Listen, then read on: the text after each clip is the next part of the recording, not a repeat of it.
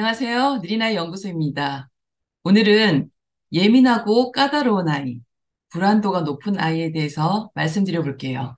우리 아이가 무척 예민하고 불안도가 높으면 부모님들이 모든 상황에서 무척 힘들어 하세요. 아주 사소한 것 하나도 쉽게 넘어갈 수 없기 때문에 더 그런 것 같습니다. 자, 그러면 우리 아이가 왜 이렇게 예민하고 불안도가 높을까요? 오늘은 간략하게 세 가지에 대해서 말씀드려 볼게요. 첫 번째로 아이가 기질적으로 예민한 아이가 있어요. 기질적으로 예민한 아이는 이것을 바꾸는 것이 쉽지 않습니다. 타고난 기질이나 성향이 그렇거든요. 그러면 이렇게 기질적으로 타고난 아이는 어떻게 도와줘야 될까요? 아이가 예민해하고 불안해하는 부분을 최대한 도와주시면 돼요. 어떤 새로운 장소를 가거나 낯선 사람을 만날 때 가기 전에 미리 이야기해 주시는 것이 도움이 됩니다. 그래서 아이가 그 상황을 미리 한번 생각하고 마음에 받아들일 준비를 하게 해주시면 좋겠죠. 인내심을 가지고 좀 기다려 주시는 게 필요해요. 다른 아이들보다 2배, 3배의 시간 그 마음의 준비를 하셔서 천천히 기다려 주시는 게 정말 중요하고요. 그리고 아이가 불안해하기 때문에 간혹 무척 길게 많이 설명해 주시는 경우가 있는데 이것은 아이에게 그렇게 도움이 되지 않습니다. 가급적 그 상황에 대해서 간결하게 짧게 전달해 주시는 것이 아이의 불안도가 더 적습니다. 그리고 부모님들이 아이가 그 상황을 잘 지나갔으면 좋겠다 하는 마음으로 다그치는 경우가 있으세요. 괜찮아. 다른 친구들 다 하는데 왜 그래? 할 수 있어. 너도 가봐. 괜찮다니까? 쟤네들도 가잖아. 이렇게 아이를 계속 밀어주시는 경우가 있는데 기질적으로 예민한 아이는 아이 스스로 그 상황을 받아들일 때까지 기다려주시는 게 더 좋습니다. 나는 너무 힘들고 그곳이 불안하고 가기가 싫은데 부모님께서 자꾸 괜찮아, 할 수 있다니까, 해보라니까 이렇게 하시면 아이가 나는 왜 저걸 못하지? 나는 이것도 못하는 아이인가? 이렇게 생각할 수 있어요.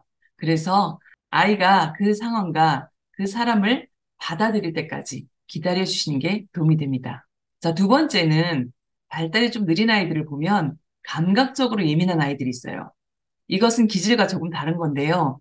아이가 다양한 감각을 느끼고 경험해 보면서 감각들을 발달시키는데 이 자극이 적었다면 감각적으로 매우 예민한 경우가 있습니다. 많은 것들을 경험하거나 수용하거나 나의 감각으로 느껴보지 않았기 때문에 대부분의 새로운 경험, 새로운 자극에 대해서 무척 예민할 수 있습니다. 이런 경우는 어떻게 해야 돼요? 모든 일상생활에서 아이가 불편해하고 두려워하는 자극들이 있을 텐데 그것을 아이가 싫어한다고 해서 피하거나 안 하시는 것이 아니라 아주 조금씩 계속 노출을 시켜서 아이가 그 자극을 이해하고 받아들이고 괜찮아 할 수 있을 때까지 도와주시면 됩니다.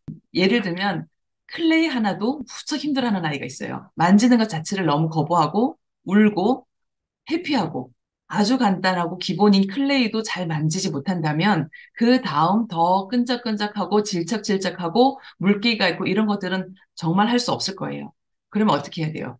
클레이를 무조건 손에 쥐어주기보다 보게 하시고 다른 사람이 간접적으로 재밌게 노는 것도 구경하게 하시고 조금씩 관심을 가지고 아주 작은 양부터 시작하셔도 되고 손가락 하나만으로도 시작하셔도 됩니다. 그래서 이 아이가 단계별로 그 감각을 익히고 이것이 이런 거구나. 괜찮은 거구나. 해보니까 나름 재미도 있네. 이런 과정이 될 때까지 계속해서 노출해서 아이와 놀아주시면 됩니다.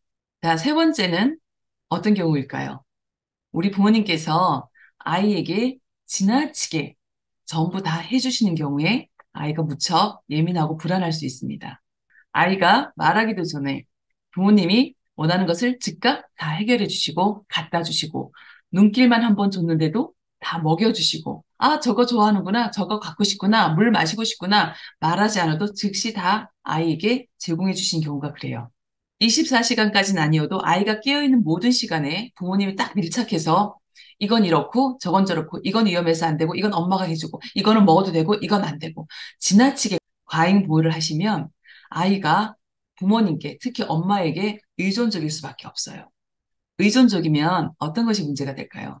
아이가 18개월을 넘어서면 자기 스스로 뭔가 해보려고 하는 자율성이 발달을 하는데 이것을 부모님이 그 기회를 주지 않고 전부 다 해줘 버리시면 이 자율성이 발달하지 않고 부모님께 의존적으로 바뀌게 됩니다. 그러면 부모님이 해주시고 부모님이 허락하시고 부모님이 제안해 주시는 것 외에 다른 것들에 대해서는 너무 불안하고 이 아이는 예민하게 굴 수밖에 없어요. 왠지 부모님과 함께 하지 않으면 그 공간이 무서운 곳이 될 수도 있고 불안한 곳이 될 수 있고 낯설고 왠지 자기에게 어떤 큰 문제가 일어날 것 같고 그래서 부모님께 의존하고 부모님에게 달라붙고 이 바깥 환경에 적응할 수 없는 거예요. 자, 이런 경우에는 어떻게 하면 좋을까요? 아이 스스로 할 수 있을 때까지 기다려 주시는 게 필요해요. 서툴고 실수하고 넘어지고 좀 시간이 걸리더라도 부모님, 아이쿠 하면서 바로 달려가지 마시고 괜찮아, 일어날 수 있어. 천천히 걸어와. 괜찮아, 그럴 수 있어. 이 괜찮아, 괜찮아를 많이 해주셔야 돼요. 아이, 좀 묻어도 괜찮아. 넘어져도 괜찮아. 아이, 이 의자가 좀 불룩 튀어나왔네. 아이, 좀 불편하지만 앉을 수 있어. 괜찮아. 이거 새로운 거지만 맛있어. 먹을 수 있어. 괜찮아. 아이가 그런 경우에는 계속 엄마에게 같이 해달라고 요구하고 엄마가 꼭 옆에 있어야 되고 엄마의 손이 다 닿아야 안심을 하거든요. 그렇지만 스스로 할 수 있게 밥도 혼자 먹을 수 있고 어떤 장난감을 혼자 갖고 놀 수 있고 안 되고 실패하는 것들을 두려워하지 마세요. 이 실패하는 과정 속에서도 아이가 발달하는 것들이 무척 많아요. 그러니까 최대한 아이가 직접 스스로 할 수 있게 기다려 주시는 게 정말 중요하고요. 그 다음에 중요한 것은 아이가 스스로 해봤더니, 이거 되네. 이거 나 할 수 있구나. 이러한 자신감이 들어가는 게 더 중요합니다. 이것을 아이가 처음부터 아주 서툴지만 해봤더니 내가 퍼즐을 맞췄어. 또는 내가 밥을 먹었어. 이러한 좋은 긍정적인 경험이 아이에겐 계속 성취감으로 느껴지고 자신감으로 연결이 됩니다. 그러니까 아이가 스스로 해낼 수 있도록 계속 기회를 주시고 아이에게 격려해 주시면 좋을 것 같습니다. 오늘은 불안하고 예민한 아이에 대해서 간략하게 말씀드렸고요. 다음 시간에 또 뵙겠습니다. 감사합니다.